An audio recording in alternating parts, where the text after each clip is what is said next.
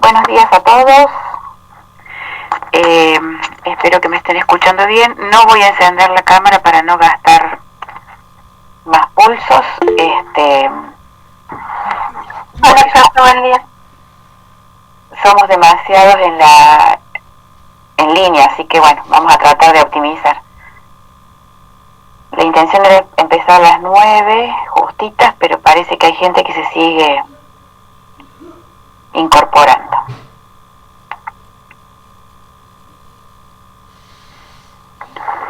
Bueno, la tarea de hoy va a consistir en revisar el trabajo que tenían que entregar. Me han llegado varios mails, no uno solo sino varios, con quejas respecto a gente que esperó hasta el último momento a que compañeros cargaran en el aula virtual sus trabajos, los han descargado y los reenvían. Respecto de eso quería decirles que el problema en lo virtual, y ustedes lo deben saber mejor que yo, es que se puede ser totalmente deshonesto y utilizar trabajos de otros. Eso nos ha pasado en los parciales y también en algunos casos en los finales. En los finales con algunas consecuencias mucho más drásticas o terribles, si se quiere, que en los parciales. En función de el hecho de que a mucha gente se los ha sancionado por haberse comprobado evidentemente el hecho de que se copiaran o que en los orales les estuvieran dictando. De cualquier manera, para la tranquilidad de quienes han trabajado honestamente, lo que uno aprende, lo aprende para uno. Y el que roba trabajo, así como roba trabajo en la universidad, que ya no es un ámbito donde uno debería aprovecharse de la labor de otro, eso ocurre en todos los órdenes de la vida. Deshonestos hay por todos lados. El saber que uno incorpora es el saber para uno. Entonces, quedémonos tranquilos respecto de quienes hemos trabajado bien. Y bueno, ese saber se acopia y, como dije en la clase de presentación, ese saber se va sedimentando y me permite llegar al momento del parcial o del final con una carga de conocimientos que aquel que ha usado trabajos de otro obviamente no los tiene en su haber. Bien, yo diría de comenzar porque son las 9:05. Lo primero que quiero decirles es que, y ya lo deben haber visto, en el aula virtual está cargada la actividad para la próxima semana, de la cual vamos a hablar al final de la reunión. A partir de este momento comienzo a trabajar lo que hemos propuesto y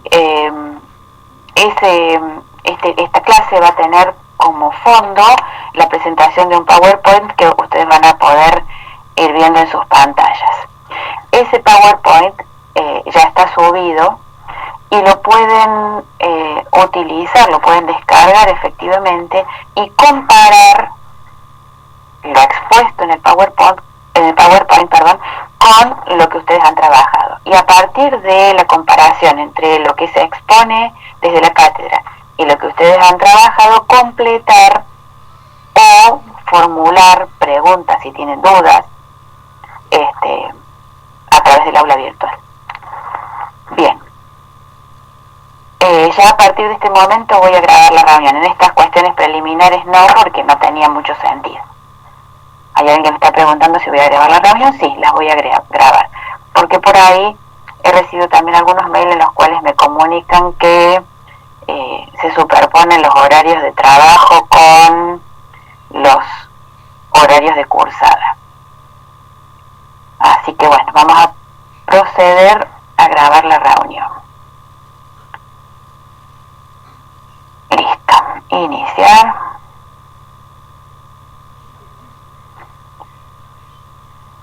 Perfecto. Sí, buenos días. Justo ahí en el chat le preguntaron, pero le pregunto yo, ¿va a quedar una sola comisión? Es que yo estuve pensando en hacer 2 comisiones y no sé si tiene mucho sentido. En la medida en que grabamos el aula, lo que se expone a la mañana, pienso que pueden utilizar la grabación como lugar desde el cual sí, presenciar, aunque sea virtualmente, la reunión. Si les hace falta que hagamos 2 reuniones, yo no tengo problema. No tengo problema. Es decir, me dicen y abrimos otra comisión a la tarde, en la cual se va a decir exactamente lo mismo que se dijo a la mañana. Pero eso me pregunta, a los que se nos superponen los horarios y no vamos a poder entrar porque vamos a tener que ver la clase grabada. El tema de la asistencia, la participación y eso. A ver, Constanza, yo lo dije, por eso subí los otros días la clase de presentación. En esa exposición yo dije, por Meet no podemos controlar la asistencia, es imposible, porque hay montones de obstáculos que pueden impedir que ustedes tengan acceso, desde la falta de luz, la falta de internet o lo que fuere. Por lo tanto, la presencia de ustedes, la asistencia de ustedes se constata a través de los trabajos que envían. Yo ahora controlo todos los trabajos que han enviado y esa gente, además de tener el trabajo práctico aprobado, acredita su participación en el aula, acredita su asistencia, vamos a llamarlo entre comillas, a las clases de filosofía, ¿sí? No hay otra forma. No sé si con eso quedó claro. Si alguien tiene alguna pregunta al respecto, la respondo. Bien. Si el libro lo vamos a utilizar en otro momento, sí, a este texto que han trabajado lo vamos a recuperar en diversas unidades, porque tiene una cantidad de elementos que ustedes ahora, como análisis introductorio, no van a ser capaces de advertir, pero a medida que vayamos avanzando y que vayamos relacionando el texto de Gilson con los desarrollos pertinentes a la materia, van a poder encontrar muchos más nexos, ¿sí? Así que al texto lo van a utilizar, sí, efectivamente. Bueno.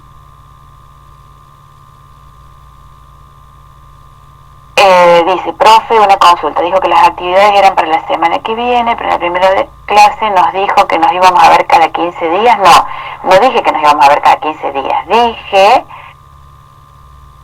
que al final de cada unidad íbamos a tener un Meet como el de hoy, en donde integrábamos todo lo que se había visto, y al integrar lo que habíamos visto, yo expongo generalmente a través de un PowerPoint o de algún otro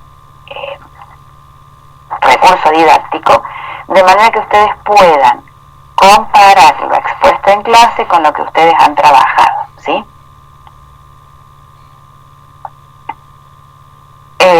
Con respecto a la entrega de los trabajos, también advertí que las tareas están subidas al aula virtual y que tienen un tiempo límite, ¿sí?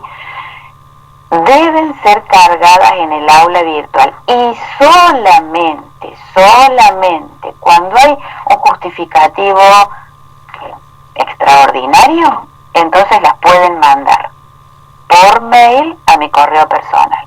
Pero si no hay justificativo, chicos, yo no puedo estar corrigiendo lo que ustedes mandan por mail cuando se les ocurre, lo que suben al aula virtual. El tiempo para realizar la actividad es el tiempo que se estipula en la tarea. Finalizado ese tiempo, solamente por vía de excepcionalidad voy a recibir trabajos. Si no, es imposible. No puedo estar con casi 350 alumnos que tengo atendiendo a situaciones de excepcionalidad. Bien, entonces, dicho esto, no sé si alguien más tiene algo para preguntar.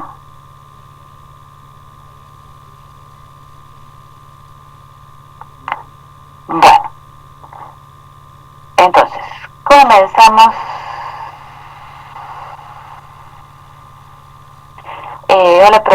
consulta, ¿es posible que le cambie la hora de las entregas y le ponga 23:59? Así no hay dudas del día de entrega con la 00. Sí, ya las próximas van a tener un margen de unos minutos después, porque sí, yo eso también lo dije en la primera charla que tuvimos. Hay confusión con respecto a cuándo es el 00, pero eso también es un aprendizaje para ustedes, para que se ubiquen espacial y temporalmente. Las nuevas actividades obviamente que son para la semana que viene, sí. Ahí ya les voy a decir ahí ya el momento en que deben entregarlas, pero eso lo digo al final de la reunión. Bueno, comenzamos. Sí. Buen día. Quería consultarle, porque nosotros hay algunos chicos que hacemos el módulo de tercer año de historia y ese lo tenemos a las 10 de la mañana. Entonces no sabemos si vamos a poder asistir o si se va a superponer siempre, entonces no cursar la materia. ¿Por qué se va a superponer si esta materia es de 9 a 10? Ah, ¿dura una sola hora? Claro, es una sola hora. Ah, perfecto, gracias, profe. Sí, sí, no hay posibilidad, Sofi, de hacer 3 horas, 4 horas de clase como la normalidad. Yo sé que hay incluso maestrías y doctorados en donde han intentado equiparar una clase presencial con una clase virtual y es una locura. Es una locura, es imposible. La clase vía Meet es solamente como para reforzar la tarea, evacuar dudas, porque acá es como si nos estuviéramos viendo. Entonces ustedes pueden hacer las preguntas que consideren como las están haciendo ahora, ¿sí? Bueno, comenzamos entonces. Voy a poner el archivo adjunto para que lo vayan viendo.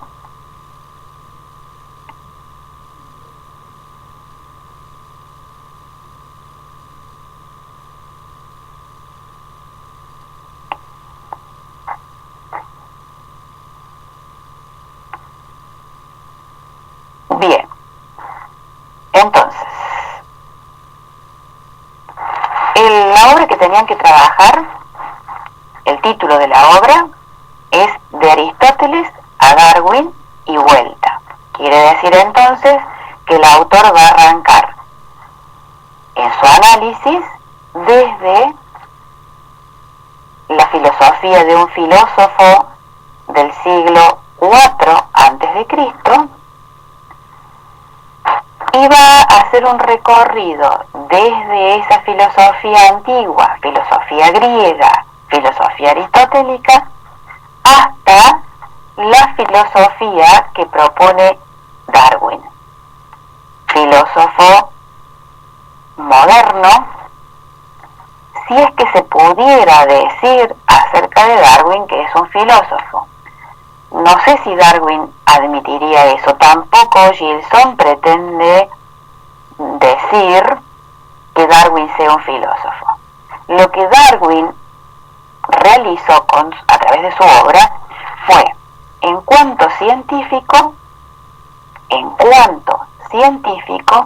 explicar el origen de los seres vivos. Con lo que podría incluirse su trabajo como un trabajo filosófico, puesto que intenta dar respuesta desde un criterio de unidad a la multiplicidad de lo existente, a la multiplicidad de seres vivos. Y solo en ese sentido, a Darwin, o a lo producido por Darwin, a la obra de Darwin, puede incluírsela desde o dentro del patrón de lo que podríamos llamar una obra filosófica. Profe, Sí. no está presentando nada. ¿Ah, no se ve? Ay, perdón. ¿Y por qué es que no se presenta?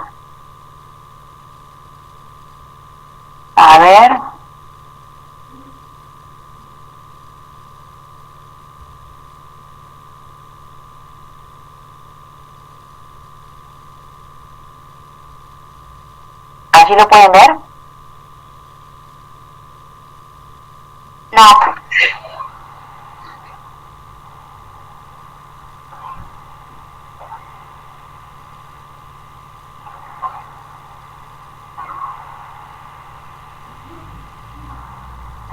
A ver si puedo. Esto no. A ver, a ver, a ver.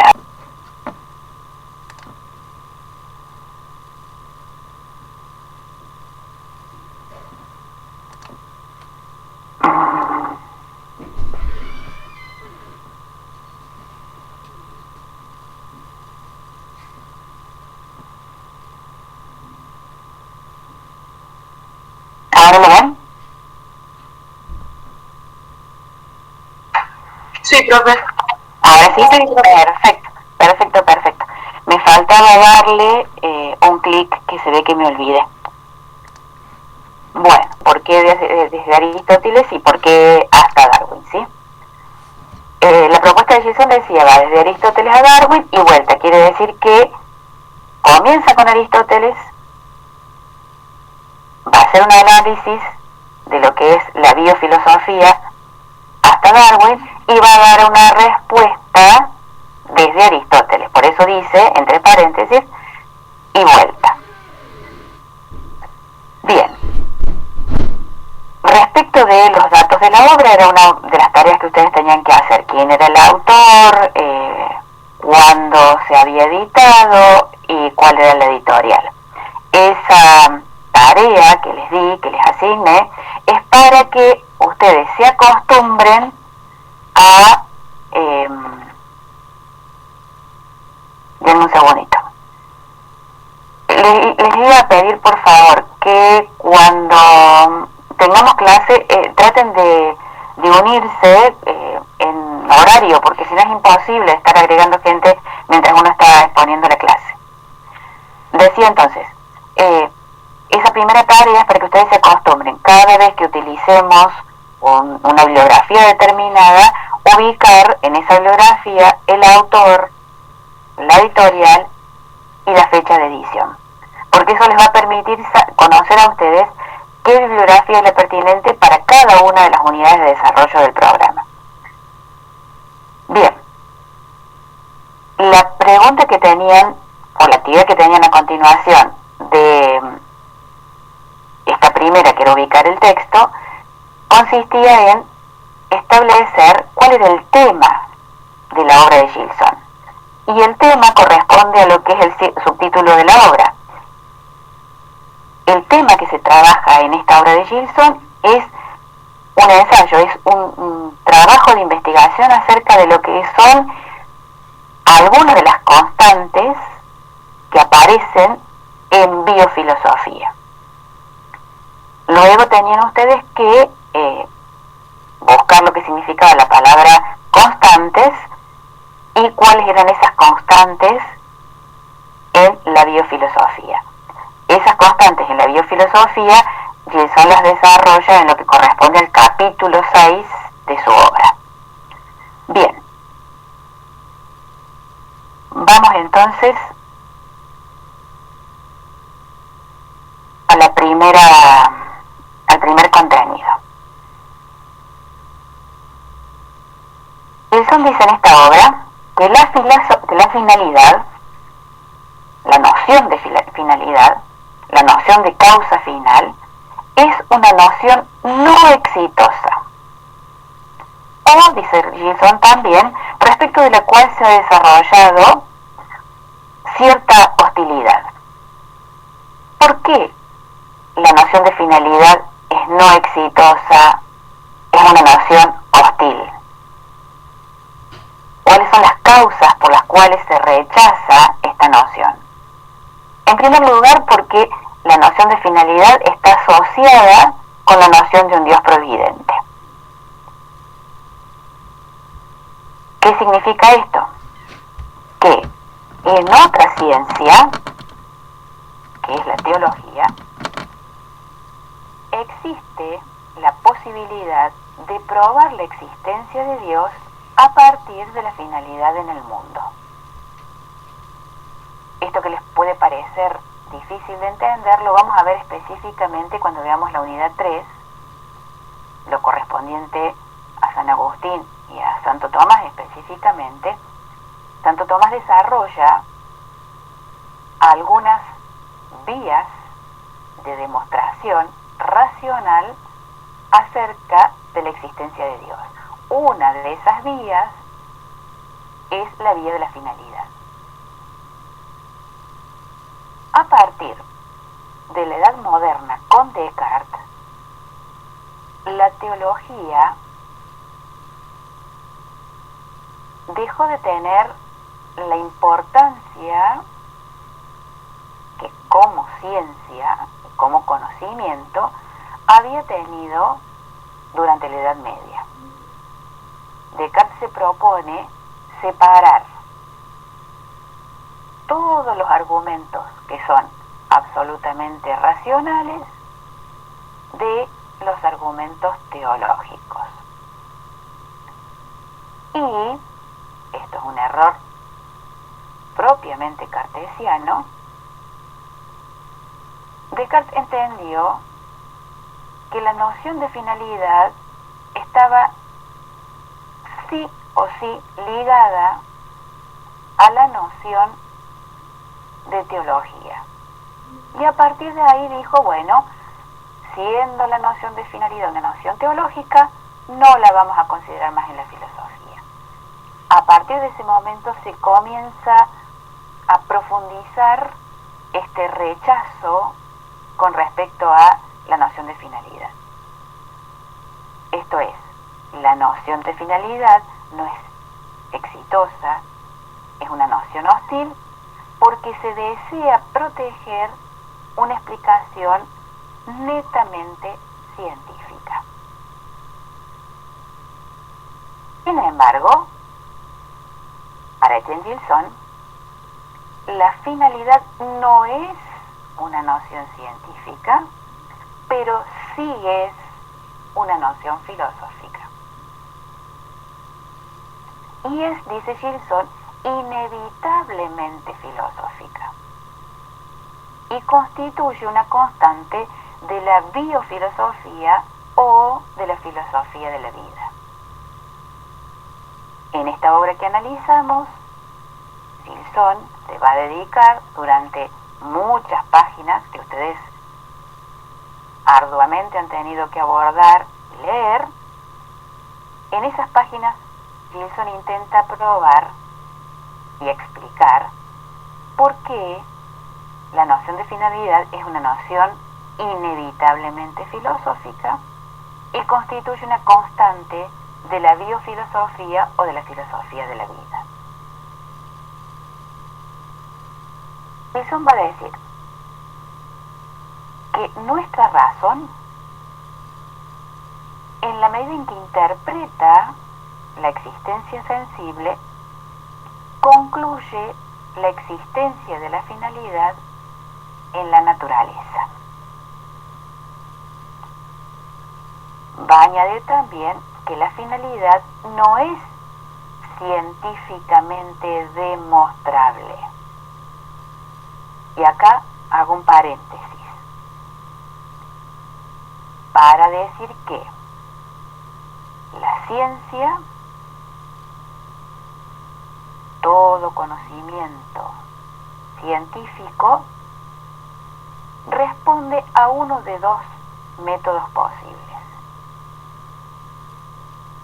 O conocemos por inducción, es decir, a partir del dato particular, elaboramos generalizaciones, o conocemos por deducción, a partir de datos generales, entendemos o aprendemos conocimientos particulares.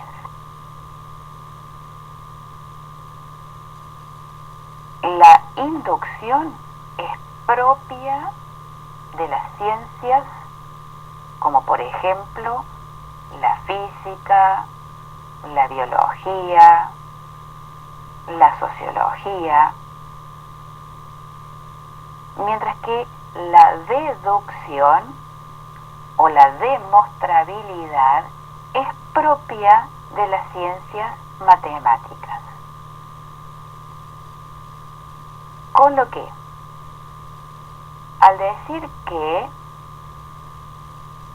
la finalidad no es científicamente demostrable, Gilson está diciendo que la finalidad no es algo cuantificable, no es algo que podamos abordar como abordamos las ciencias matemáticas.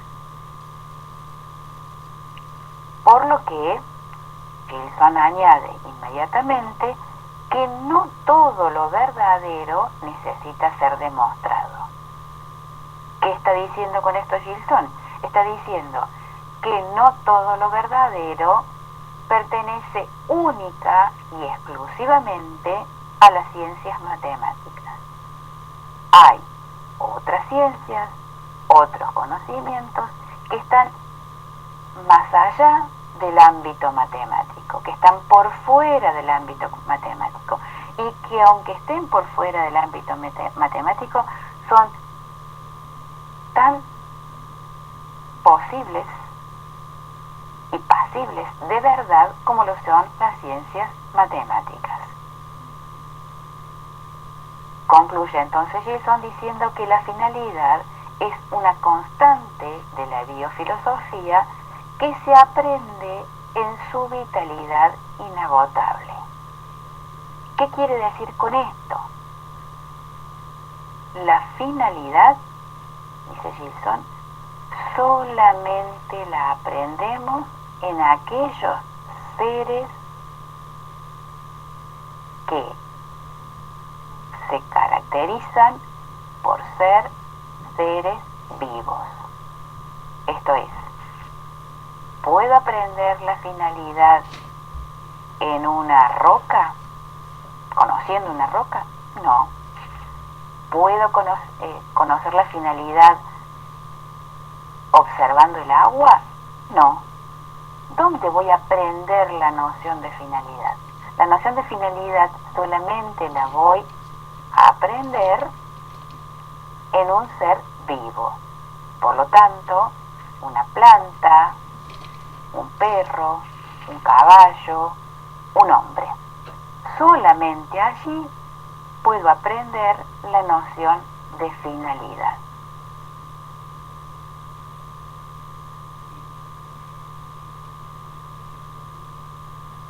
Gilson aborda en lo que él denomina prólogo aristotélico las nociones que Aristóteles desarrolló respecto de la finalidad.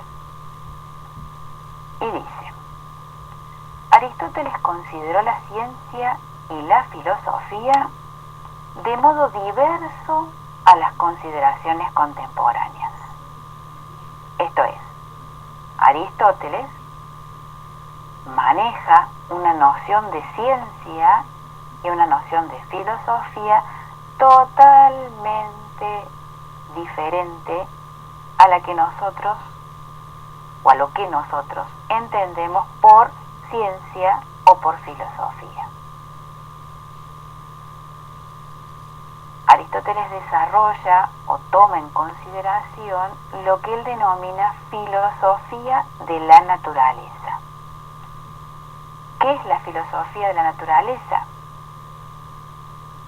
Es el conocimiento que desarrolla Aristóteles de temáticas científicas propias de su época, pero que las aborda desde una perspectiva filosófica. De allí que Gilson dice, Aristóteles es un filósofo que nos puede resultar extraño en algún sentido, porque habla, por ejemplo, de los dientes, de los animales, del esqueleto de los animales, de la estructura de las plantas, es decir, todo lo que era conocimiento científico en su época, él lo aborda desde una perspectiva filosófica. Lo inverso para nosotros es prácticamente imposible. Esto es, ¿qué entiendo por lo inverso entre nosotros? Que un científico aborde desde el punto de vista filosófico alguna de las nociones científicas con las cuales ese científico trabaja. La ciencia, contemporáneamente, es ciencia de especialistas. Esto es, hay especialistas en el conocimiento de determinados tejidos. Hay especialistas en el conocimiento de determinadas semillas. Hay especialistas en el conocimiento de determinados animales. Pero no hay actualmente ningún científico que aborde a la ciencia biológica desde una perspectiva filosófica. Distinto al hecho de que Aristóteles abordó desde el punto de vista filosófico algunas cuestiones científicas propias de su época. ¿Qué entendió Aristóteles por filosofía de la naturaleza? Aristóteles va a decir que la filosofía contiene nociones constantes. Y nosotros vamos a analizar 3 nociones que son constantes en la filosofía de la naturaleza aristotélica. La primera noción, o las primeras nociones constantes, son la noción de homogeneidad y la noción de heterogeneidad. La noción de homogeneidad alude a las partes uniformes simples de las que se componen las compuestas. Partes uniformes simples de las que se componen las compuestas. Y aquí el ejemplo que trae el texto es: la carne se compone de filuchas, que esas serían las partes, filuchas de carne. Nosotros en la actualidad podríamos decir que la carne, los músculos, se componen de células. De alguna manera, una noción que brinda homogeneidad actualmente dentro de la filosofía de la naturaleza, podríamos decir que es la noción de célula, considerada la noción de célula como un principio de uniformidad simple, en el sentido de que para que haya ser vivo, todo ser vivo está compuesto de células, ¿sí? En ese sentido, la noción de célula, vuelvo a decir, es una noción que brinda homogeneidad o que posibilita un criterio de homogeneidad dentro de la filosofía de la naturaleza. La noción de heterogeneidad, por oposición a la noción de homogeneidad, alude a las partes que no son uniformes. Un elemento heterogéneo está compuesto de partes que no son uniformes. Por ejemplo, el agua salada está compuesta de agua y sal. El agua dulce está compuesta de agua y azúcares.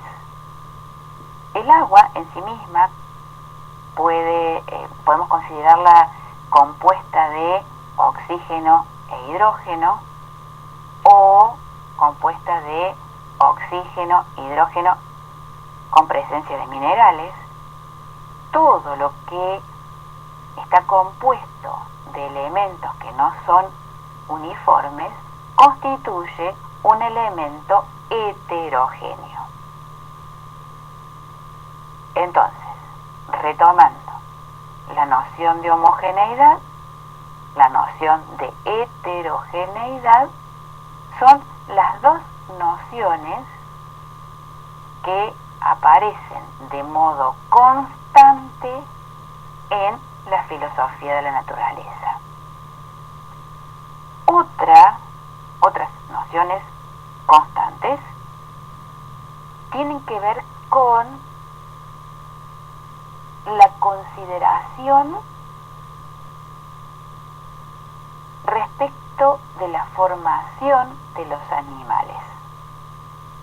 Allí Aristóteles va a decir que cuando estudiamos a los animales, cuando investigamos a los animales, cuando observamos a los animales, los podemos observar desde dos criterios distintos: un criterio diacrónico o un criterio sincrónico. Un criterio diacrónico sería aquel en el cual estudiamos a los animales desde el punto de vista de su formación en su origen. Y entonces tendríamos, por ejemplo, los animales ovíparos, que son aquellos que desde su origen se forman en el huevo. O los animales que desde su origen se originan en el seno materno. Esta consideración es diacrónica porque atiende a la diversidad de orígenes, a las diversas formas en que se puede originar un ser vivo. Actualmente, esta constante, conocida, vuelvo a decir, por Aristóteles como diacronía, en la actualidad se la conoce como ontogénesis. Otra forma de considerar a los animales según su formación es desde el punto de vista sincrónico. Allí se atiende al estudio de los animales una vez formados. Es decir, ya no me interesa cómo se originaron, sino cómo son una vez que ya están formados íntegramente. Voy a estudiar entonces la gallina y no el huevo. Voy a estudiar el caballo y no el embrión. Voy a estudiar la oveja ya formada y no su embrión. Esta forma sincrónica que toma en consideración el estudio de los animales formados, esta es la forma en la cual se puede vincular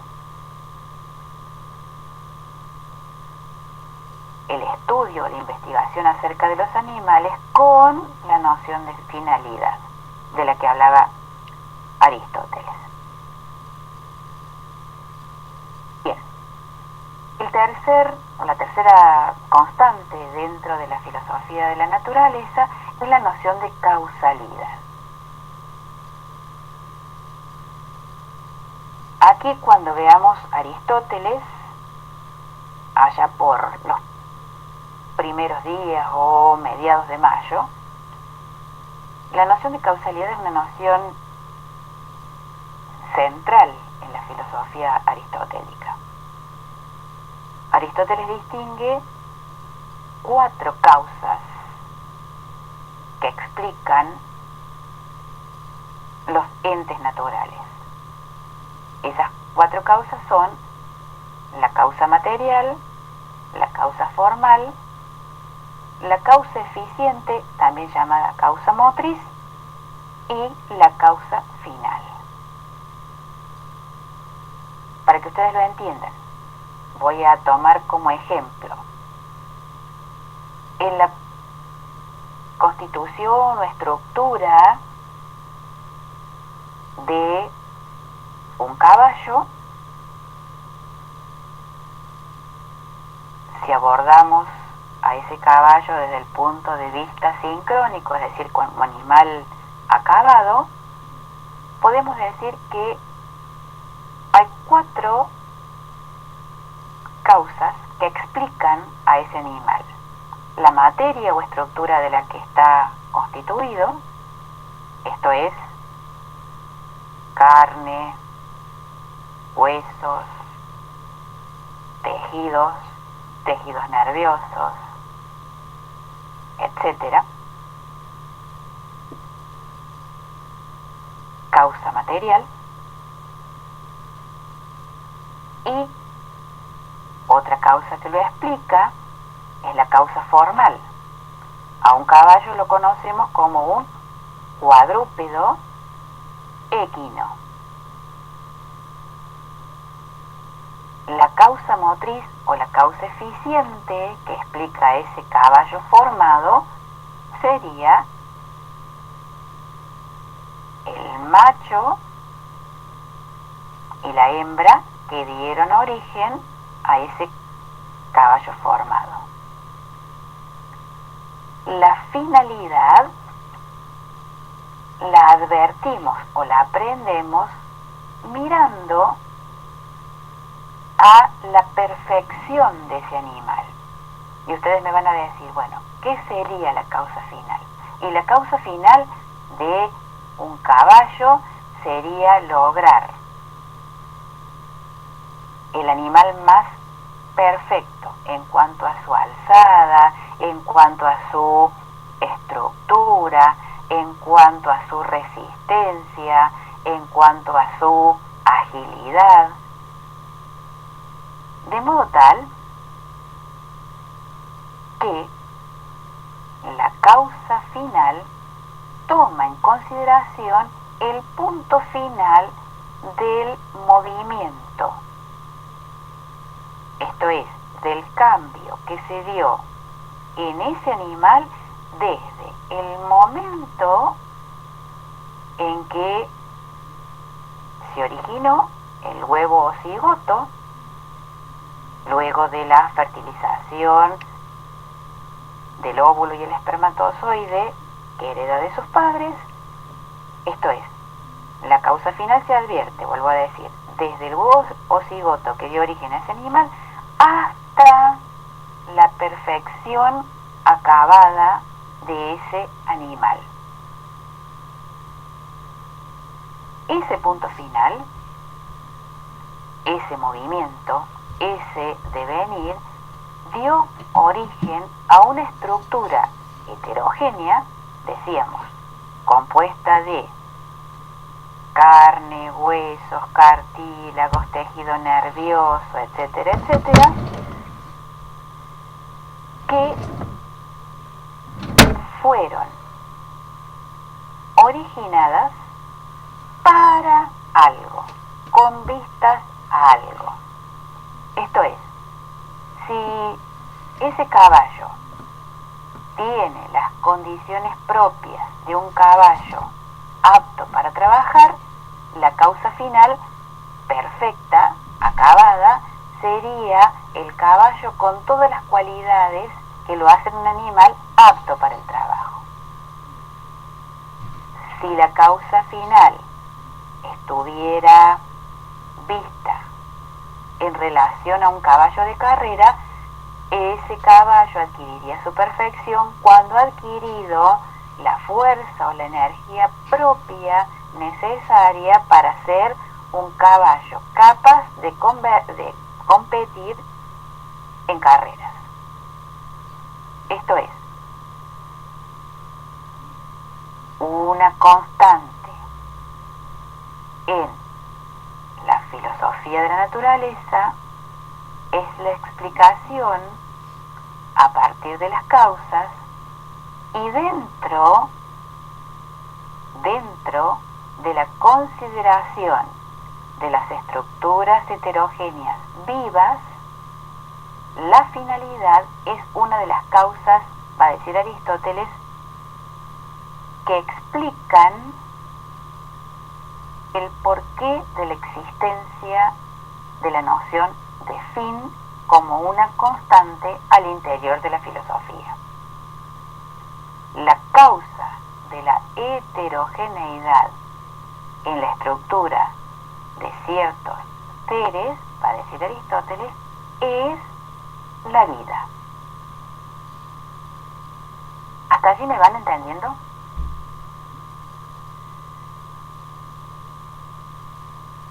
Más o menos. Más o menos, más o menos. Quienes Sí, tienen... más o menos hay algunos conceptos en los que me pierdo.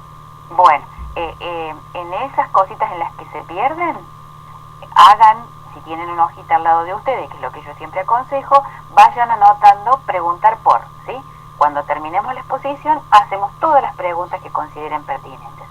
Si no me entienden absolutamente nada, empezamos de nuevo. Pero lo importante aquí es que vayan entendiendo por lo menos la estructura general, ¿sí? Luego, como digo, al final dejamos abierto para preguntas.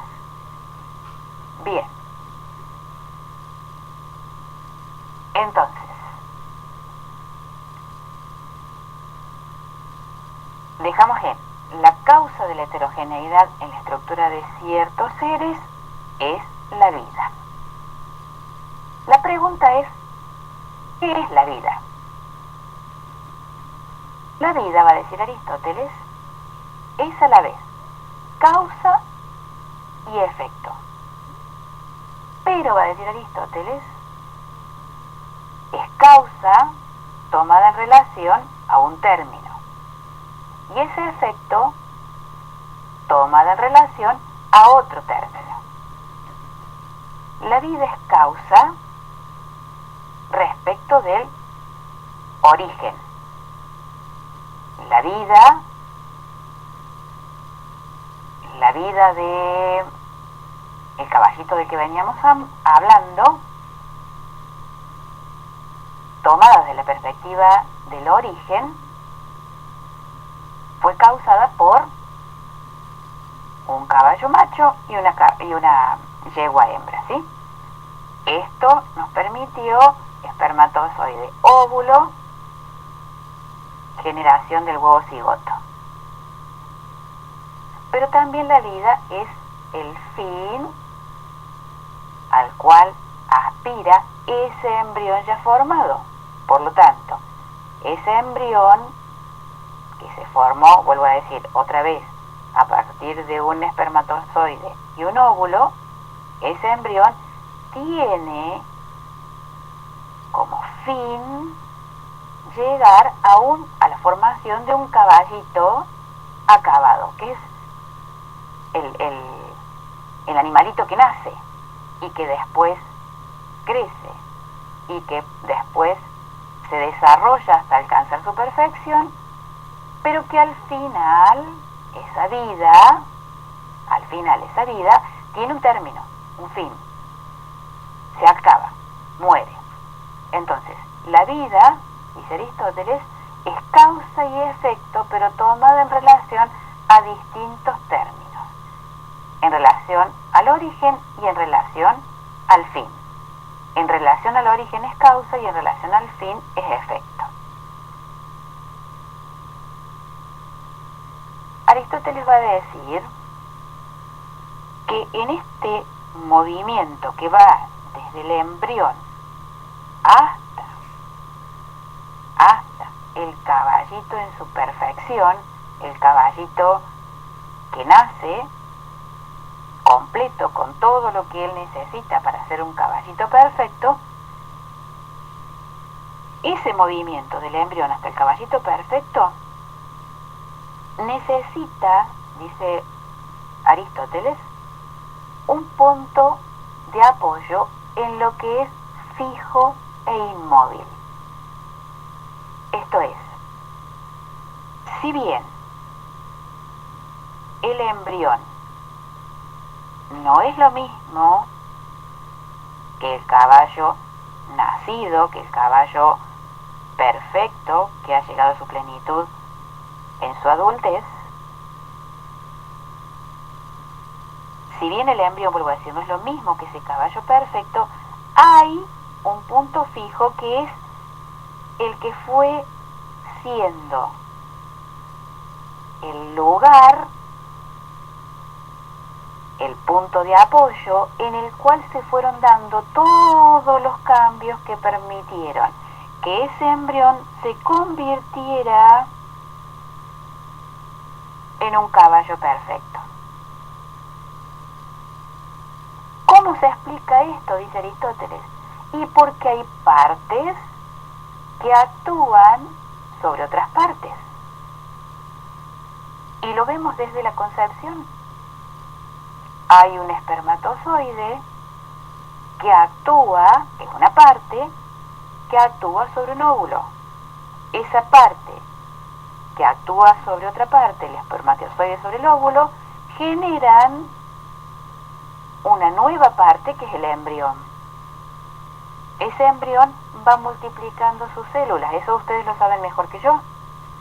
Ese embrión va multiplicando sus células, las va complejizando y va generando tejidos, órganos, estructuras perfectas que permitieron que a partir de 2 células obtuviéramos un embrión y ese embrión se convirtiera en una estructura acabada que es la del caballito acabado, nacido, perfecto. Esto va a decir, Aristóteles supone que el devenir o el movimiento requiere partes heterogéneas. Esto es, partes complejas, partes compuestas. Aunque esas partes heterogéneas del viviente constituyen un orden, dice Aristóteles. Esto es, las partes heterogéneas que constituyen el embrión que va a dar origen a un pollito son distintas a las partes heterogéneas que van a dar origen a un embrión de caballo convertido en caballo perfecto o las partes heterogéneas de un gato embrión hasta que se constituye en gato perfecto en el momento en que nace, ¿sí? Las partes heterogéneas de todo viviente constituyen un orden. Es distinto el orden de las aves que el orden de los mamíferos que el orden de los cetáceos. Las partes heterogéneas del viviente constituyen un orden. Este orden que advirtió Aristóteles le permitió a Aristóteles realizar todas las clasificaciones en géneros y especies de los seres vivos que se conocían en su época. Esto es, las clasificaciones con las que ustedes trabajan las trabajan en el orden de los animales solamente, pero los botánicos las trabajan en el orden de los vegetales. Estas clasificaciones, vuelvo a decir, por géneros y especies, fueron posibles porque Aristóteles entendió que las partes heterogéneas de todo viviente constituyen un orden determinado y que ese orden es inseparable de la causalidad en una relación de dependencia. ¿Qué quiere decir esto? Depende del animalito que yo esté considerando el orden que voy a poder observar. Si estoy observando una gallina y un gallo, el orden de causalidad que va a dar origen al pollito es distinto al orden de causalidad que va a dar origen a un yeguarizo. O el orden de causalidad que va a dar origen a un canino. Entonces, la causalidad de alguna manera establece el orden en el cual se desarrolla cada ser vivo. De allí que Aristóteles va a decir que un ser vivo es materia viva organizada. ¿Organizada por quién? Podríamos preguntarnos nosotros. Organizada desde el punto de vista de la finalidad, va a decir Aristóteles. La finalidad es la que da razón de la existencia, de la organización, de las partes heterogéneas de que se compone el cuerpo vivo. Y lo voy a explicar a esto con un ejemplo concreto. La finalidad de una gallina no es la misma que la finalidad de una paloma. ¿Cómo sabemos esto? Y por la simple observación. La organización de las partes heterogéneas de que se compone el cuerpo vivo de la gallina no es igual de la organización de las partes heterogéneas de que se compone la paloma en cuanto a cuerpo vivo. ¿Cómo lo sabemos? Y porque la gallina es incapaz de volar.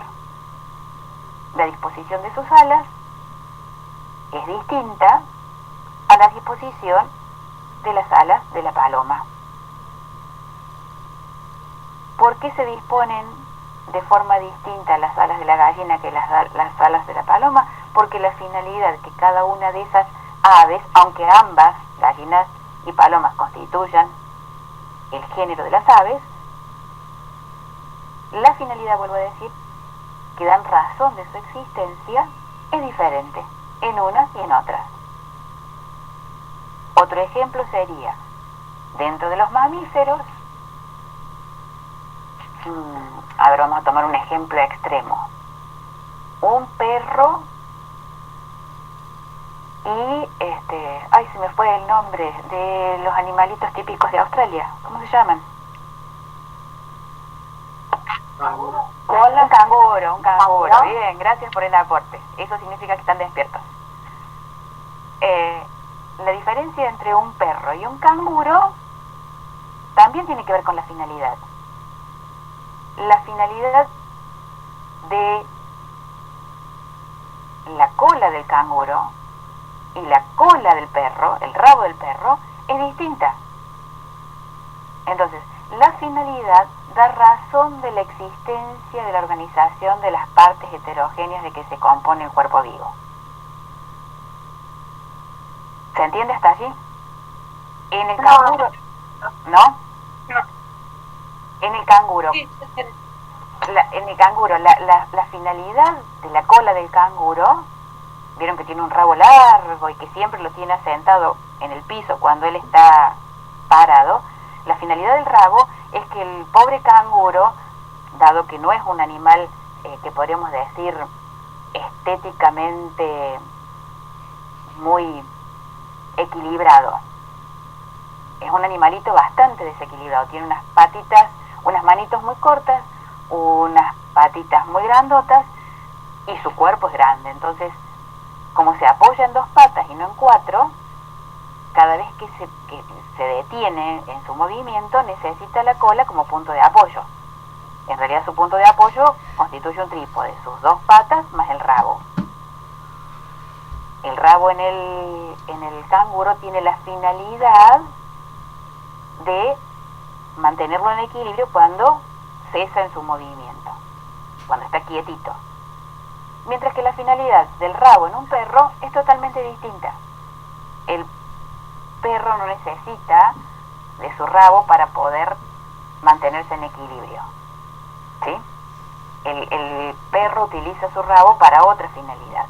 Por eso dice Aristóteles, cuando uno observa, advierte que la finalidad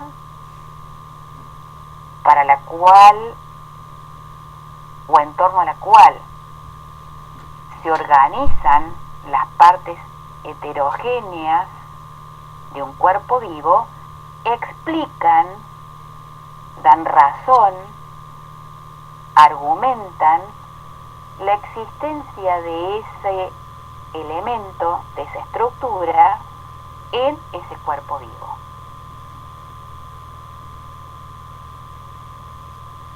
¿Por qué insisto en esto? Ustedes habrán visto que partimos del hecho de que en la filosofía moderna, en la filosofía contemporánea, la noción de finalidad es una noción que resulta hostil. Y por resultar hostil, por habérsele vinculado, como decíamos, a la teología, fue dejada de lado. Ahora, Aristóteles nos está diciendo, cuidado, si ustedes no atienden a la noción de finalidad, hay un montón de cosas que no se pueden explicar. ¿Qué cosas son las que no se pueden explicar? Y una de las cosas que no se puede explicar, para decir Aristóteles, es por qué determinados cuerpos vivos se organizan las partes heterogéneas de las cuales se compone de tal o cual modo. No es que el vuelo de la paloma sea un accidente de la paloma, va a decir Aristóteles, o que el rabo del canguro, la cola del canguro, sea un accidente del canguro. La cola del canguro, como el vuelo de la paloma, explican cuál es el propósito por el cual esos elementos existen formando parte de las estructuras heterogéneas de que están compuestos esos seres vivos. Espero que haya quedado un poquito más claro.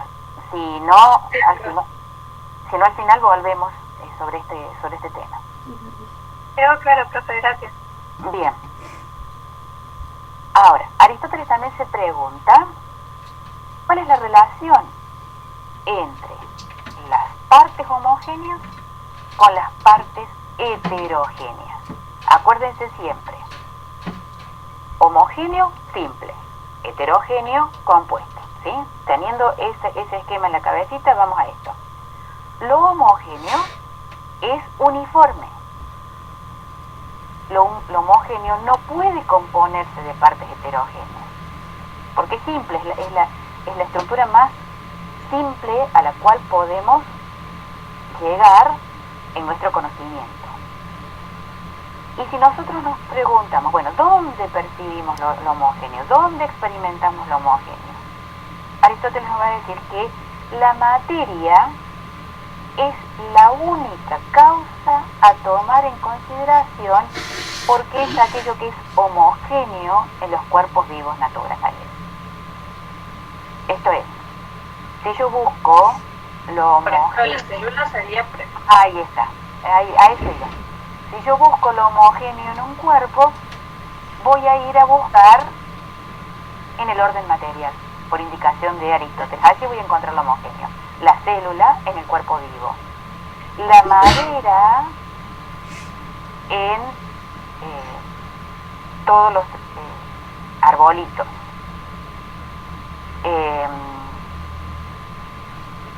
¿Qué podría decirles? El hierro como presencia metálica en todos los elementos metálicos. La materia es la que me da homogeneidad. La materia es la que me permite explicar lo homogéneo en los cuerpos vivos naturales. De allí va a decir Aristóteles que la materia permita explicaciones mecanicistas que son bastante satisfactorias. Esto es, en un cuerpo vivo, si yo quiero buscar lo homogéneo, voy a lo material. La célula, como decíamos recién. Conociendo la célula, el mecanismo celular, voy a poder dar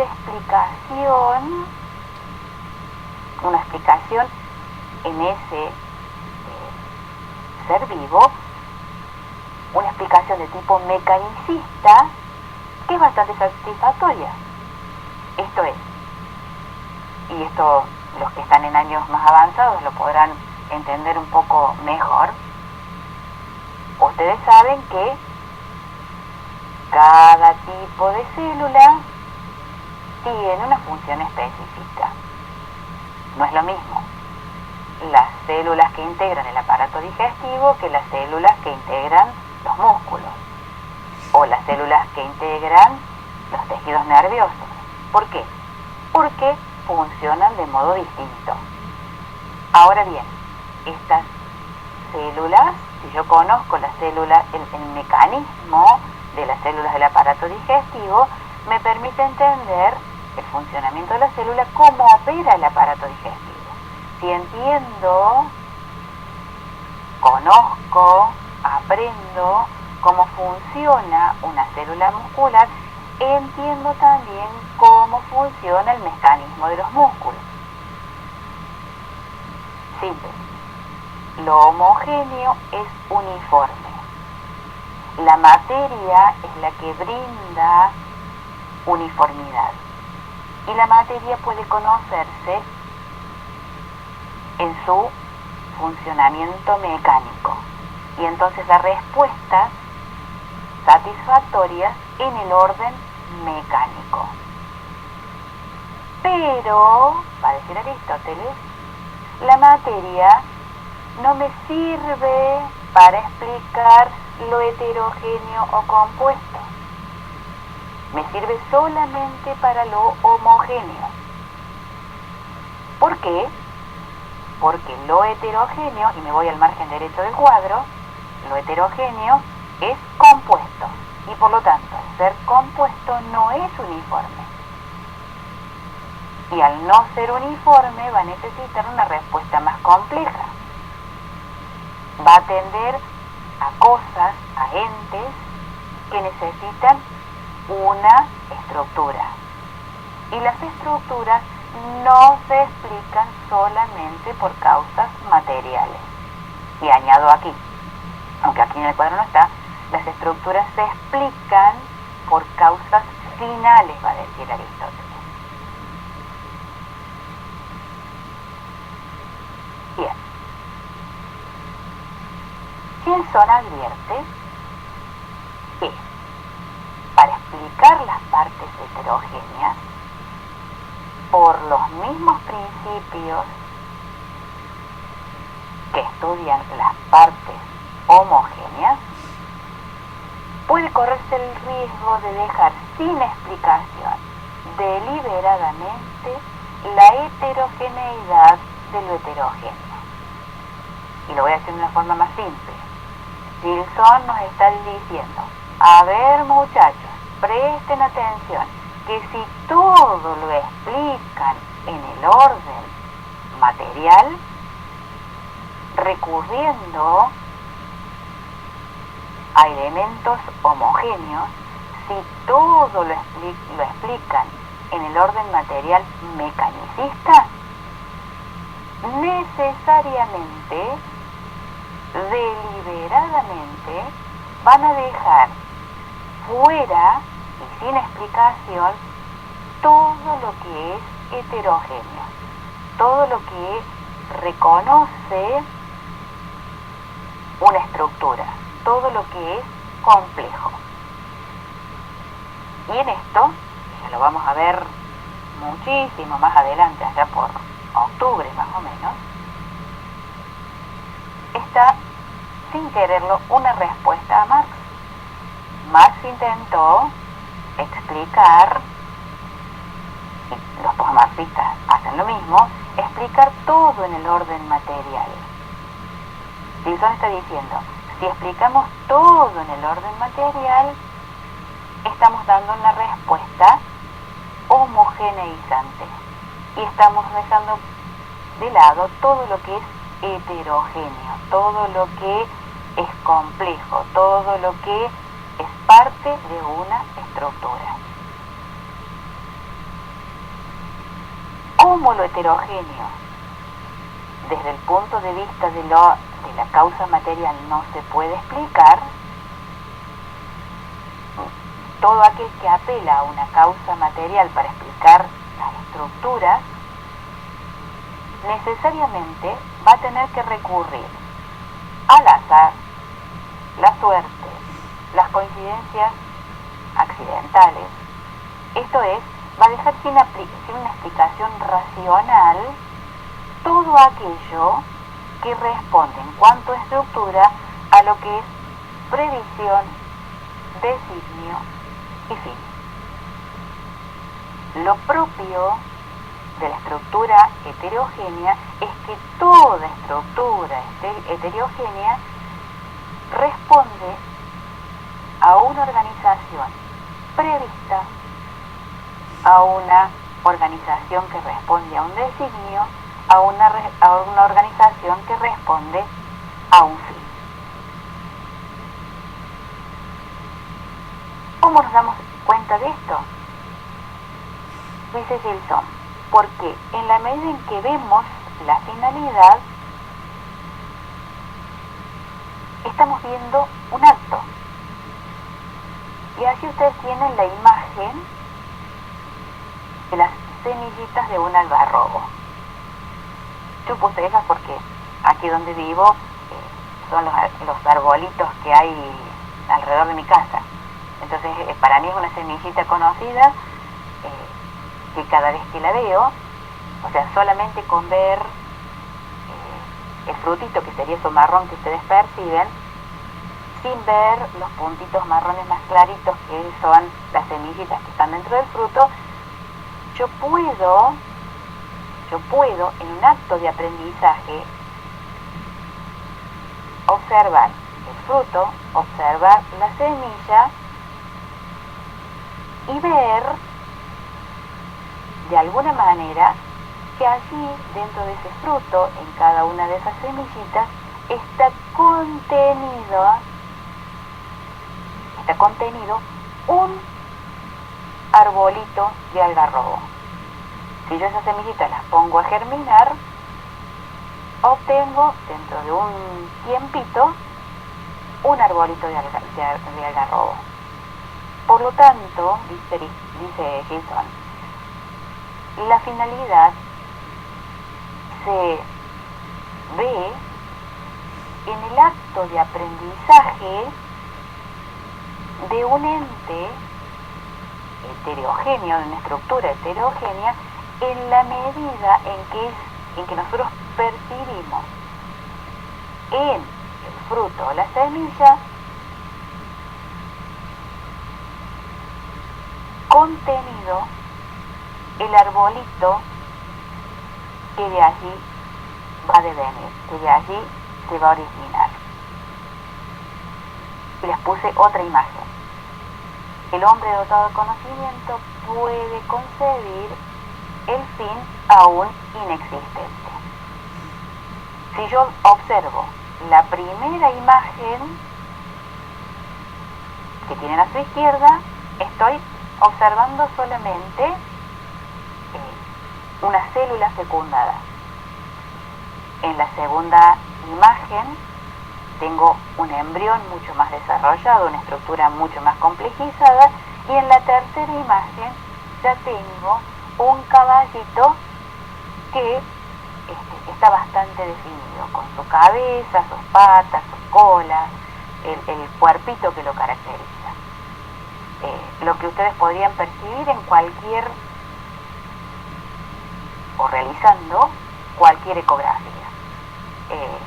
El hombre, dice Gilson, dotado de conocimiento, puede concebir el fin aún inexistente.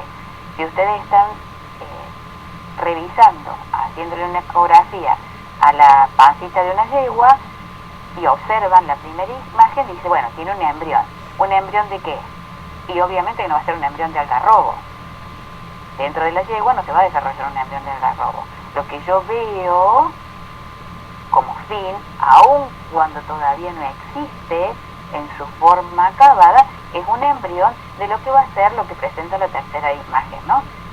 El embrión de un caballito. Vemos la finalidad. Nuestra vida activa está constituida por encadenamiento de hechos y fines. Nuestra vida especulativa también. Las operaciones lógicas y la búsqueda científica obedecen a la primacía de los fines. Esto es, me detengo en el segundo punto. Nuestra vida especulativa está formada, nuestra vida especulativa significa nuestra vida de conocimiento, ¿sí? Nuestra vida de conocimiento está integrada por operaciones lógicas que obedecen a la primacía de los fines. ¿Qué operación lógica observó? ¿Qué operación lógica observo? Me pasó la imagen. ¿Qué operación lógica realizo yo desde la imagen que tengo en la izquierda hasta la imagen que tengo en la derecha? Y que de este embrión, si lo observo, vuelvo a decir, en la pancita de una yegua, puedo darme cuenta que esa yegua está preñada de que va a parir dentro del tiempo que corresponda un caballito. ¿Sí? Ahí yo realicé una operación lógica. No es que en el embrión yo esté viendo ya la imagen del caballito, no, en el embrión veo el embrión. Pero veo en ese embrión el embrión de aquello que va a ser, de aquello que se sigue en el orden propio de la naturaleza o de la causalidad de la naturaleza que estoy observando.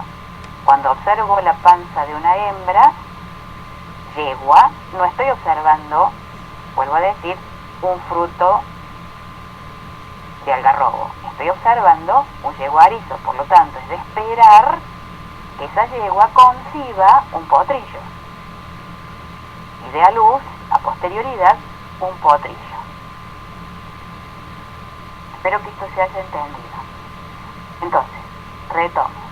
Nuestra vida especulativa está integrada por operaciones lógicas que obedecen a la primacía de los fines.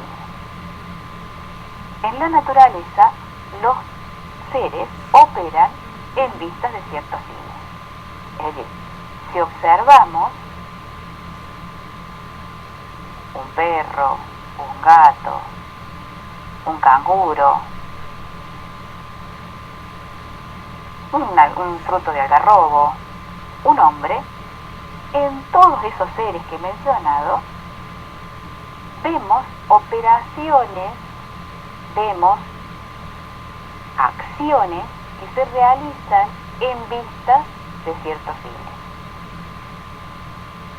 En el algarrobo, ¿qué podemos observar? Y podemos observar los procesos de maduración de ese fruto que se abre y que al abrirse deja expuestas las semillas, esas semillas que caen en tierra, esas semillas que gracias a la humedad y al calor y a la tierra van a transformarse en un nuevo arbolito. Hay una serie de operaciones que se dan en vista a ciertos fines. ¿Cuál es la finalidad de ese fruto de algarrobo? Y perpetuar la especie. ¿Cuál es la finalidad de los seres naturales? En general, perpetuar la especie. Para poder perpetuar la especie es necesario nacer, crecer y reproducirse. Estos fines pueden ser conocidos en el orden científico y en el orden filosófico. La experiencia la tenemos, ustedes están conociendo los fines de ciertos animalitos y cómo devienen esas estructuras en orden a los fines. Por lo tanto, ¿podemos negar la existencia de los fines? Edison, basándose en Aristóteles, va a decir, no podemos negar la existencia de los fines. Otra cosa, es decir, otra cosa es explicar cómo fueron concebidos dichos fines en un espíritu. de qué modo un espíritu concibió determinado fin. Dicho de otro modo, no es lo mismo conocer en el orden científico, filosófico, que el fin de el algarrobo es nacer, crecer, reproducirse, o el fin de un canguro es nacer, crecer, reproducirse, o el fin de una paloma es nacer, crecer, reproducirse, o el fin de un hombre es nacer, crecer, reproducirse, para conservar todos ellos su propia especie. No es lo mismo conocer este proceso de nacimiento, crecimiento, reproducción, que conocer por qué y de qué modo una inteligencia mayor que la nuestra ha concebido a cada uno de estos seres que enumerábamos y ha impreso en cada uno de estos seres el fin propio que en cuanto a estructura viva le fue asignado. Hasta allí es lo que vamos a desarrollar hoy, porque ya se nos ha pasado bastante la hora. Espero que hasta allí hayan entendido. Sí, regreso al una inicio. pregunta. Sí, una y las que quieran. Una y las que quieran. Vamos al principio, cuando empezó con solamente me queda la duda del método inductivo y deductivo, la diferencia. Sí, porque lo dije muy al pasar. A eso lo vamos a desarrollar acabadamente, tanto en la unidad 1 y principalmente en la unidad 3 cuando veamos los modernos, pero te adelanto la respuesta. A ver, método deductivo, solamente quédate con esto, es mucho más complejo que esto, pero es solamente para que vayas introduciendo esta noción. Método deductivo es el método propio de las matemáticas. ¿Cómo operan las matemáticas? Yo digo, 2 arbolitos más 2 arbolitos, ¿cuántos arbolitos? ¿Cuántos? Espero la respuesta. 4. 4 arbolitos, perfecto. Lo que vos hiciste ahí es deducir, ¿sí? 2 más otros 2 me dan por resultado 4. ¿Sí? ¿Se entiende? Sí. Bien. Deduje. Solo las matemáticas trabajan con una deducción así tan lineal. Es bastante más complejo que eso, pero quédate con esta idea. Deductivo es a partir de conocimientos particulares, conozco 2 arbolitos, conozco otros 2 arbolitos y puedo reunirlos en una idea general que es la idea de 4 arbolitos. Claro, y depende de la asignación que yo le dé particular a ese sistema que armo para lograr esa deducción. Así es, efectivamente. Mientras que en la inducción yo tengo un proceso inverso y voy y digo, por ejemplo, pongo en este momento un jarrito con agua en el fuego de la cocina. Busco un termómetro y veo que el agua hierve a 100 grados. Dentro de un rato pongo otro jarrito, distinto al que puse primero, otra vez repito la operación, coloco el termómetro 100 grados. Así una vez, 2 veces, 3 veces, 100 veces, 1000 veces. Y generalizo. El punto de ebullición para el agua se da cuando el agua alcanza una temperatura de 100 grados centígrados. Ahí yo estoy haciendo una inducción, es decir, voy de casos particulares a una generalización. Claro, perfecto. Entonces, para redondear en función de lo que hemos visto, la finalidad la puedo deducir. Aristóteles y Gilson me van a decir no, imposible. De que yo vea, de que yo tenga la noción de, ¿qué te puedo decir? A ver, Estoy tratando de pensar un animal exótico. No se me ocurre ninguno en este momento. Un animal exótico, suponete una serpiente como la cobra, ¿sí? De la cual ni ustedes ni yo, gracias a Dios, espero, hemos tenido ninguna experiencia cercana. ¿Cuál es la finalidad? Y no lo sé, porque tendría que observar la estructura de la cobra para darme cuenta cuál es su finalidad. Conociendo solamente la materia de la cobra, no puedo inferir cuál es su finalidad. Ahora, dice Aristóteles y dice Gilson, para la finalidad no la puedo conocer deductivamente, la puedo conocer solamente cuando observo, es decir, la finalidad es la consecuencia de una inducción. Si yo observo un embrión una vez dentro del seno de una yegua, otra vez, tengo la experiencia de que siempre que haya un embrión en determinado lugar del cuerpo de la yegua, esa yegua a un determinado tiempo va a parir un potrillo. ¿Se entiende? La deducción es solo para el ámbito de las matemáticas, la finalidad es un proceso de cierto modo inductivo. Y acá me aportan un animalito, el camaleón. Sí, el camaleón es un animal exótico. ¿Cuál es la finalidad del camaleón? Vaya a saber. Bien, ¿quedó claro hasta aquí? Sí. Bueno, voy a subir para todos un complemento de este PowerPoint que subí recién.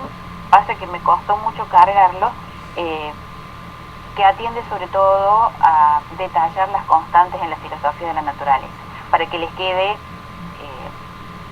todo completo el análisis del texto.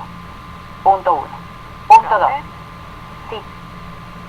Perdón, yo tengo una duda, pero espero que termine de explicar. Bueno, yo te escucho, Nazón. Entonces, decía, unidad número 1, o unidad de introducción acabada, la unidad 1 la tienen cargada y allí, en la unidad 1, yo voy a ir habilitando semana a semana las actividades que tienen que ir subiendo al aula virtual, ¿sí? Les va a aparecer allí, hay varias actividades que ustedes no las pueden ver, pero que ya las he cargado. Lo que está en el aula virtual que figura desde ayer a la tarde, eso ya sí es tarea para la semana que viene. Aunque parezca que es una cosa así terrible, de difícil y de larga, es mucho más simple que esto que hemos, o que han trabajado hasta hoy. Por eso es que tienen una semanita para desarrollarlo. Bueno, escucho una sola pregunta. Cuando estábamos hablando de que Aristóteles planteaba que la causa de la heterogeneidad es la vida y que pregunta qué es la vida. Y habíamos hablado de la causa y efecto, que la vida es la causa y el efecto. Y después desarrollamos, usted desarrolló que dijo que el movimiento necesita un punto de apoyo entre lo fijo y lo inmóvil. Y eso no lo terminé de entender. ¿Cómo sería este punto de apoyo? Ahí está. Es que ahí hay dos problemas, Anasol.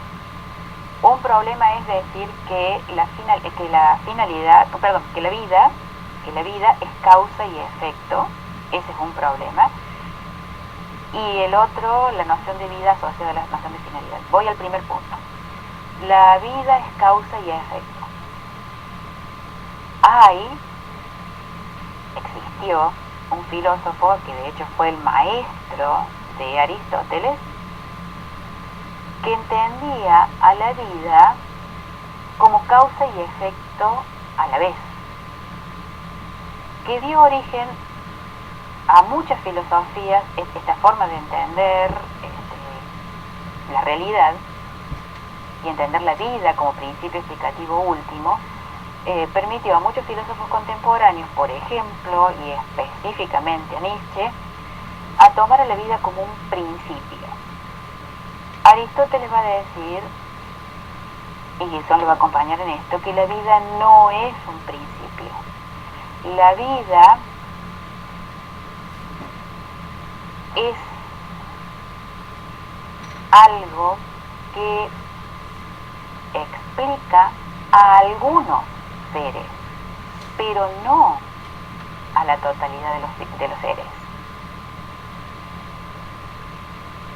El otro problema es que, es decir, vuelvo a lo para que quede más claro, la vida me puede explicar los seres vivos, y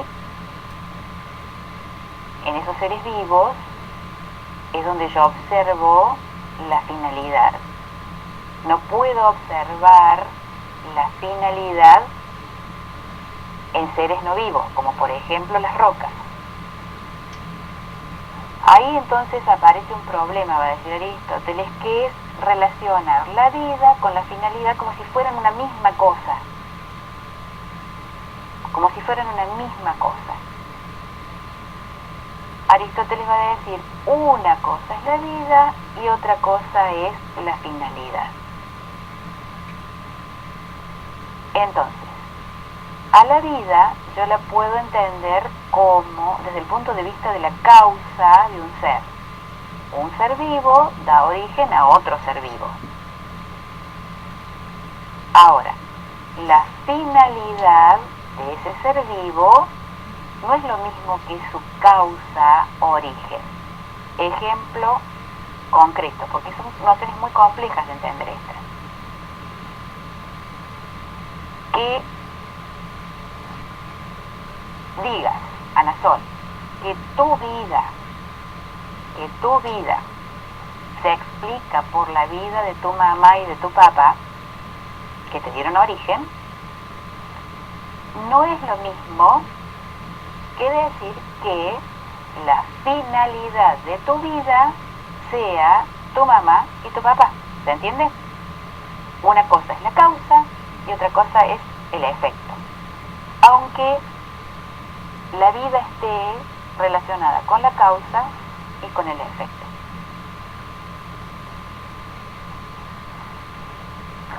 No sé si hasta allí quedó. Sí, eso sí. Perfecto. Ahora voy con el cuerpo o el elemento inmóvil. Eso, exacto. ¿Cuál sería el elemento inmóvil allí? Y el elemento inmóvil serías vos. O sea, a vos te inmovilizamos de algún modo para entender, te colocamos como un punto fijo para entenderte desde el punto de vista de mamá y papá como origen de tu vida. ¿Sí? Claro. O te inmovilizamos como punto fijo para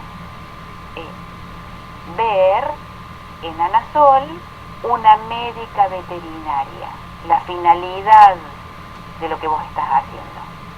Entonces, Aristóteles está diciendo, para poder analizar la finalidad, en eso que es vivo, es necesario situar algún aspecto como punto fijo o punto inmóvil. ¿Quedó claro? O sea, vendría a ser como un objeto de estudio, por ejemplo. Ahí está. ¿Quedó claro ahora? Sí, profe. Perfecto. Si esto quedó claro, damos por finalizada nuestra reunión. Y perdón por haber utilizado tanto tiempo. Yo sabía que se me iba a ir largo, porque es un tema bastante larguito. Sí. Sí, Vicky. A mí me quedó una duda. Dale. Cuando menciona este tema de la causa y de la vida, Sí. ¿a qué hace referencia puntualmente con causa? ¿Siempre hace referencia al origen, digamos, o puede ser otra cosa? Es lo que hablábamos recién. La vida puede considerarse desde el punto de vista de su causa, origen, o desde el punto de vista de su finalidad. No sé si eso da respuesta. Sí, pero me refería si siempre que se habla de causa es lo mismo que decir origen, digamos. Ah, ahora entendí la pregunta. Pregunta compleja la tuya. En Aristóteles, te voy a contestar desde el punto de vista aristotélico, ¿sí? En Aristóteles, causa significa principio, esto es origen, ¿sí? A medida que vayamos avanzando en filosofía vas a ver que no siempre la noción de causa está asociada con la noción de principio en el sentido de origen, ¿sí? Causa, para que te quede todavía más claro, en Aristóteles significa aquello que es anterior con respecto a algo que es posterior, ¿sí? Y en ese sentido de ser anterior, lo anterior es origen de lo que es posterior. ¿Quedó claro? Pregunta. Sí. A ver si entendí. Entonces, la causalidad sí o sí tiene que tener una estructura, o sea, que pertenece a lo heterogéneo. Te lo voy a decir de otro modo. O sea, si fuera homogéneo no tendría... Sí, lo homogéneo también tiene causa. Pero sería mecanicista. La explicación, la argumentación sería esta. En el mecanicismo, en una perspectiva mecanicista, la explicación de la causalidad, esto es, dicho de otro modo, el origen o la causa de todas las cosas es siempre material, se explica por la materia. En lo heterogéneo, la causalidad se explica por la finalidad. ¿Sabes la diferencia? Sí. En una perspectiva mecanicista explico solamente por la materia y por lo tanto la explicación que voy a dar siempre va a ser en el orden del homogéneo. En lo heterogéneo necesito atender a la causa final para poder explicar lo heterogéneo. Pero esto siempre desde Aristóteles, ¿no? O sea, esto siempre desde Aristóteles y esto siempre desde lo verdadero, porque es lo que decíamos recién. Si vos solamente atendés, que es lo que dice, lo que señala Gilson, que es lo que rescata Gilson, si vos solamente atendés a las causas materiales, tus respuestas van a ser siempre homogéneas. Te lo digo en términos políticos, para que lo entiendas, porque es a eso a lo que alude también. Si la causa es solamente material, el orden político atiende solamente al placer del individuo. Y entonces, ¿para qué queremos el Estado? ¿Para qué queremos el bien común? Si todo el bien se explica en que mi materia llegue a su máxima perfección. Si yo entiendo a la política desde el punto de vista de una estructura heterogénea que no atiende solamente a los fines de un individuo y únicamente de ese individuo,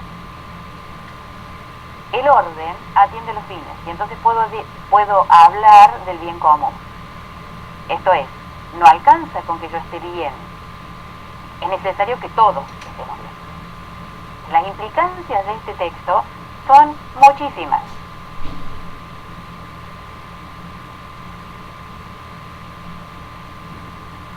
perfecto. Gracias, profe. Perfecto. Bien. Alguien me está preguntando si tenemos Meet la semana que viene. No, la semana que viene no hay Meet. Ya les voy a avisar cuándo tenemos el Meet. Se los voy a avisar con antelación, así que quédense tranquilos. Por ahora, para la semana que viene, solamente cargar la tarea que tienen que realizar. Profe, Sí. última pregunta. No, por favor, sí, está bien. Entonces, lo que acaba de explicar, que la causa en lo heterogéneo se explica por la finalidad, Sí. se relaciona con lo que dijo antes, que al ver la finalidad hacemos un acto de aprendizaje de un ente heterogéneo. Así es.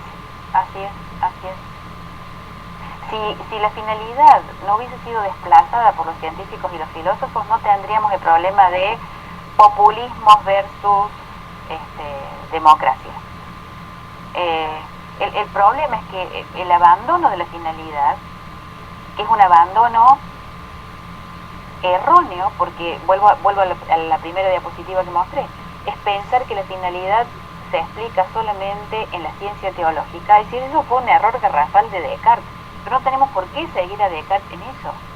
Ahora, siempre que sigamos a Descartes y continuemos con estos planteos modernos e ignoremos la finalidad, no solamente quedan sin explicación el orden de las estructuras vivas, como son las estructuras que ustedes estudian, que son los animales, sino que se desatiende a lo humano, porque el hombre también es una estructura, no solamente material. Es una estructura que se explica desde la finalidad, incluso como animal. Incluso como animal, ¿sí? Sí. Son muchos los órdenes que quedan desdibujados. Eso, la línea del tiempo se hace solo con el video. La línea del tiempo la tienen que hacer ustedes, digamos, recurriendo, por eso les puse ahí al baúl de los recuerdos, a lo que ustedes han aprendido acerca de qué es la historia, cómo se divide la historia, cuántas edades contiene y todo eso. Profe, ¿solo del pensamiento de Aristóteles hay que saber o de los otros pensadores también? No sé a qué se refiere esto, Agustina Navarro. A ver, en el análisis o en el abordaje que hicimos del texto de Gilson, de Aristóteles a Darwin y vuelta, solamente por ahora tienen que tener en cuenta,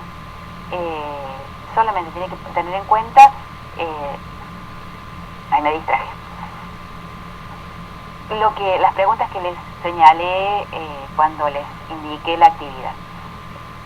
En otras oportunidades vamos a ahondar en mayor profundidad. Con respecto a los que me preguntan mi mail, el mail está en el aula virtual. Si no, ya se lo paso. Perfecto. Quedamos entonces para un encuentro que va a ser vía Meet, que va a ser gestionado oportunamente y al servicio de ustedes en lo que necesiten como consulta a través del aula virtual. Nos vemos entonces. Buena semana para todos. Profesora, Sí. disculpe, Dígame. ¿sabe que le tuve que mandar el trabajo por correo? Porque me comuniqué ayer con Lucas.